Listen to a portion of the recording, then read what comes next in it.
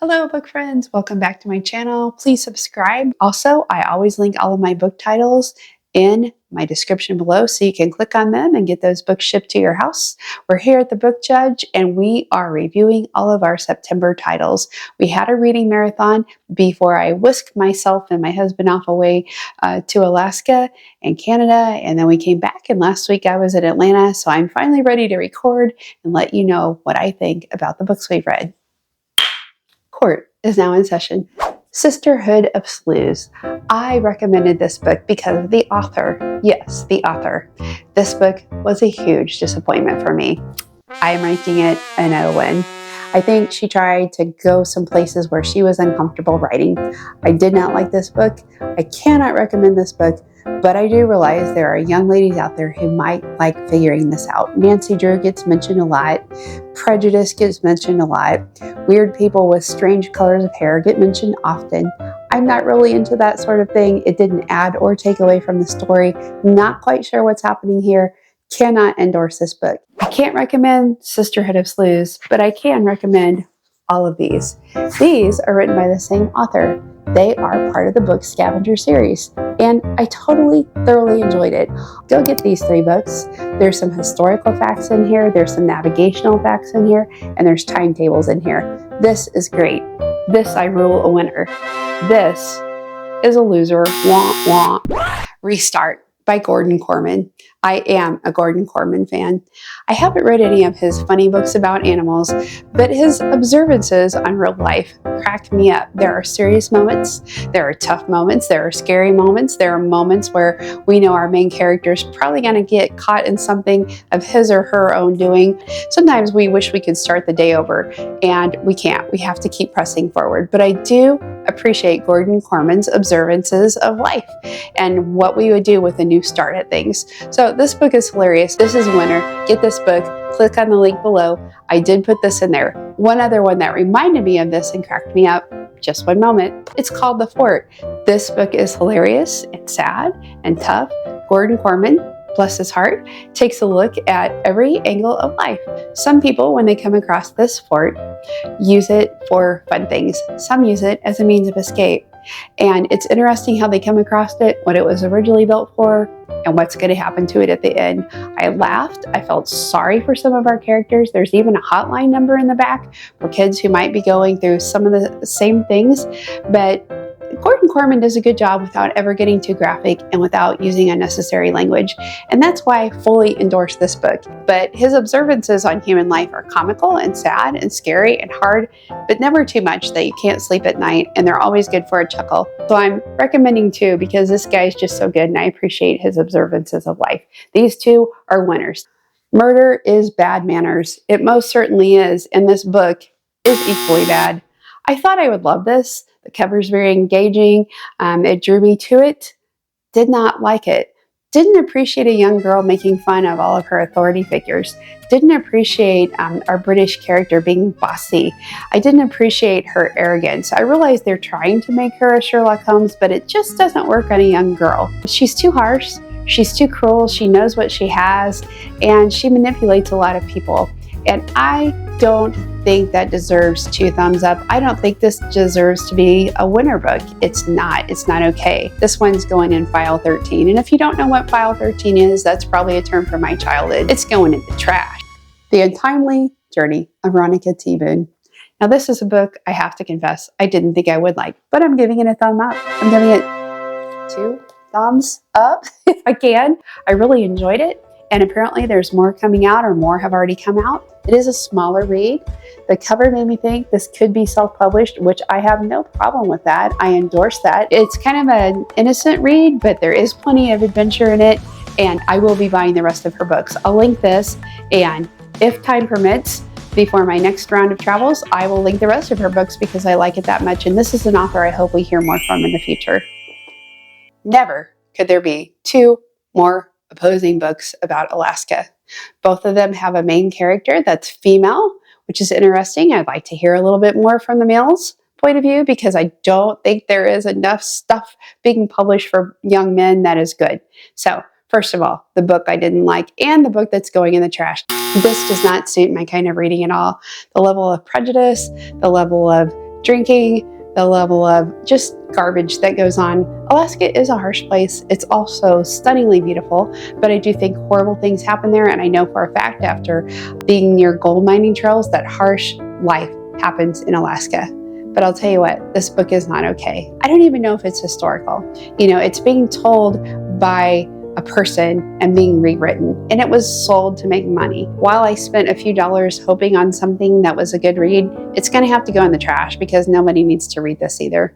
What a disappointment. And it shows you just such a small slice of life in Alaska. I just really despised it. Sweet Home Alaska.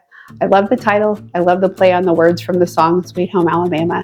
This book I can fully endorse. I love the sense of adventure. I will say it starts off a little slow and I kind of had to make myself read it at first, but it was such a satisfying read and it was believable. One of the things I appreciate is the author tackles the fact that people who are on government aid were the first to be picked to go to Alaska. But this family wanted to go and wanted to give it a chance, but because they weren't on government aid, they couldn't be picked. Then something happens that allows them to. So I'm glad the author brings this up, and I'm glad that this adventurous family took a chance on Alaska. It wouldn't have necessarily been easy to go. They had wealthy relatives who were willing to take them in, but they didn't want to be a burden on anybody. This family didn't. They didn't want to cause anybody to offer them a handout, which I appreciate that pioneering spirit. That's why we have what we have in America, is that spirit to go after it and work hard. Be a great read aloud. It's a wonderful homeschool book. I highly, highly, highly recommend this book. It gets 2 thumbs up, so go get this book. Totally worth it. I'll link it below. The Last Bookshop in London. Okay, so I thought it would be super cheesy. I thought it would be like a Hallmark movie. And I'm sorry if you like Hallmark movies, but they're pretty cheesy. This is a wonderful book. I really enjoyed it. I really appreciated it. One of the things that meant so much to me is I'd heard this before from my grandpa, who was in World War II. He said that some of the things that people missed during wartime, especially in British territories where they would fly in, is having to go into the underground or to bomb shelters where they would all read together, or they would all knit together, or they would all share stories or whittle things together or sing together. It was trial by fire. So World War II brought people together in some ways. Yes, many of our men and women died bravely overseas trying to end this war, and I thank them for their service. This author does a good job of showing the tragedy, how it affects people, and yet how they pulled together to make things work in hard times. And so it's a great read aloud. It's a great classroom book, and I really appreciated it. And I think any World War II fan would really appreciate this book. So 2 thumbs up. I've got another thumb hidden behind this book that you can't see. This is a winner. I love this book, Most Dangerous. A lot of history books stopped after World War II, especially in my era. I grew up in the 70s and 80s and went to college in the 90s. So right after World War II, I think my teachers felt like they did their job. They didn't. I needed to know more about the Cold War. I needed to know more about the Korean War. I needed to know more about the Vietnam War. This book tackles many of those things. I will tell you, there is some swearing in it, but I think it's legitimate. The story is told in a different Steve Shinkin kind of way, or Shinkin kind of way. If you can help me pronounce his name, please send it. But I am going to link it because I do think it shows a very realistic look at our presidents. I think it shows you a real look at people who desire leadership. And I think it shows you what goes on in the background during wars, before wars, after wars, in between wars. This book kind of gives you an idea of what really takes place. Steve does his homework. Thank you, Mr. Steve. This book is insightful. It's good. It is not written in his normal engaging way. It's more like a reporter. Here's the facts, ma'am. I give this 2 thumbs up. If you need to know more about this, this is very all-inclusive. So grab this book. It's so worth it. I'll link it below. Elephant in the Garden, Michael Morpurgo. He's the same author who wrote War Horse, but I think this might be his crowning jewel. He did write a very good version of Beowulf, but I'm going to link this one below. It gets 2 full endorsed thumbs up for me. If you don't know much about World War II and what it was like for Europe, this is a soft way of introducing your kids to it. A loving way, a real way, but a legitimate way of letting kids know what happened. I enjoyed it. It's a sweet story, but it's also got tough moments in it, and it lets people know what the war was really like without all of the hazardous material that their minds aren't ready for yet. 2 thumbs up. As you know, my other thumb's hiding behind the book here. I highly endorse it. I'll link it. Get this book today. It's for every age group, every school. everybody. This is every man's and every woman's book. Whistling in the Dark by Shirley Hughes. Now, I have recommended this author in a book before. It was called Hero on a Bicycle. I'll try to remember to link that in the description below. I will give it a 1 thumbs up. My other thumb is not up behind this book. I think if you like World War books, these are probably all for you. Hero on a Bicycle is where our author really does a good job. For me, maybe it's a personal taste issue. I didn't like this one so much, but I do think some of my readers would. And since I have a couple of people who prefer to watch me for my World War II endorsements, they would probably enjoy this book. I did not enjoy it as much as Hero on a Bicycle. I'm going to link it. I'm going to give it a thumb up. I think most people will probably enjoy it just as much, if not more. I think it's an easy read, and it's a great way to introduce your kids to the fact there was a World War, and this is what it was like for some people. So I do give it a thumb up. I'm linking it, but Hero on a Bicycle is still my favorite. Oh, wow. I'm broken. I believe in this book there is 1 swear word. I read so many in such a short amount of time, and it comes at a time where you would probably expect this word to drop. Now, saying that and getting that out of the way, this is a well-crafted, well-thought-out book because it is based on a true story. Laura Hildebrand made this book more for middle schoolers, high schoolers that maybe aren't ready for the full onslaught of what really took place. And I haven't read the adult version. Sometimes I can't because they're too graphic. They're too awful. The language is too thick for me to get through. This is rated E for everybody. I give it 2 thumbs up wholeheartedly. If you need to bleep out the word when you get to it, do so. I don't want to give that more time than it's due. But I'm telling you, everybody ought to read this book. This is just one of those books that everybody ought to read. It talks about growing up poor in harsh situations in the United States. It talks about the will to overcome. It talks about prejudice. There's all kinds of things that take place there. And then our hero gets placed in very hard circumstances during the war. I tried watching Angelina Jolie's movie on this. Don't watch the movie. Get the book. The book is so well written, I don't think any movie could do it justice.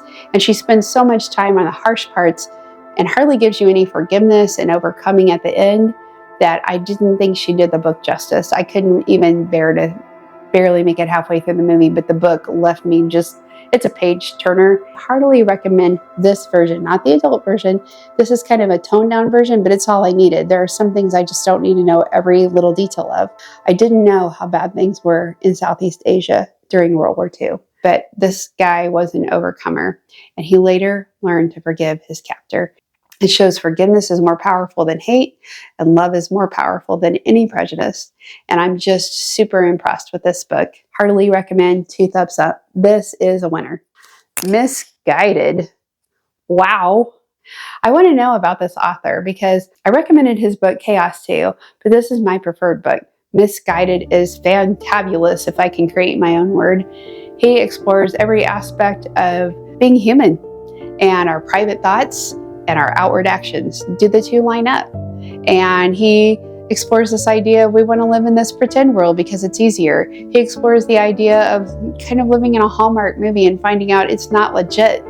He explores what's hidden behind all of us. And he does it in such a way, it brings hope, it makes you grow up, it makes you understand what people might be going through. You can think something about somebody and not know what they're really going through. This young girl has a very interesting secret that she's ashamed that she hasn't told yet. And I agree with her. I would be ashamed too if I hadn't made it known. And she thinks because she's this certain thing that she can handle some power that her friends can't when they begin to find out some disturbing things about this town. This is a really great title for a book, and this author is just a masterful writer. I would like to talk to him about what happened between his book Chaos and this book. This is his most recent book. It just happened to come to me through a suggestion through my smart device. I said, sure, I'll take it. And I tell you what, I'm so glad I did. So totally worth the read. I can hardly say that about any books anymore. I'm always a little cautious, but this is a full-time winner. Well, book friends, it's hard to believe that the same author who wrote this. I love this book so much more. This is truly a page turner in every regard. There are only 2-3 moments in here that I didn't enjoy, but David Meyer doesn't delve into the detail that other authors would have been tempted to do and just would have gone for it. This book is mostly, believe it or not, about a very strange World War II weapon that Hitler thought of. Now, if you know anything about Hitler, he was kind of a crazy madman mastermind. This book talks about what I hope I believe is a made-up weapon that Hitler came up with. And just when you think the story can't get any more exciting, this guy thinks of a way to make it more exciting. There are just a couple references to women. He doesn't necessarily take it where you think he's going to, but he does allow the mind of the reader to maybe wander a little bit. I wish he hadn't done that, but that is me putting my preference on this author. And this is a different man than this one somehow. And also, there is a bit of swearing in this, and I'm not okay with it. I think the author allowed it to create realism, which is never okay with me. I'm not okay with cuss words. I'm not okay with swear words. It's not okay to think them, say them, use them regularly. There are just some cautions I have. I wouldn't read it to anybody probably in middle school down. High schoolers, they probably hear we're swearing in the locker room, which is so not okay with me. Please don't think when I say that I'm endorsing it. I'm just sending this out as a warning to students and parents because I don't like swearing. But if you like excitement, if you have a young adventurer in your life, they will love this book. I'll link it below. Subscribe to my channel. All of this takes place around the race for a World War II weapon that Hitler created that very few people know about, and some men gave their whole life to hide and protect forever. So you'll see where this book goes. It is exciting. You won't be able to put it down. So just set apart 24 to 48 hours so you can finish it. However, I found this book so much more redeeming than this book. So my dog is busting into my library. I'm going to go, and we'll see you next time in the Book Judge. Next time, we're looking at books for parents and littles, and then I'm going to get back to World War II books, some comedy books, and some sweet books. And I'm also going to do a unit on books just for guys. So tell me what you think, subscribe, and I'll be back soon with some more. Thank you for your patience while I was in Alaska, in Canada, and Atlanta. I don't think I'm heading anywhere else for a while, so hopefully we'll be pumping out more videos your way. Give me your comments, let me know your thoughts, let me know which books you like. I'll link them below. You can click on them and start building your own library right now. Thanks a bunch, and we'll see you next time, book friends. Goodbye. Court is adjourned.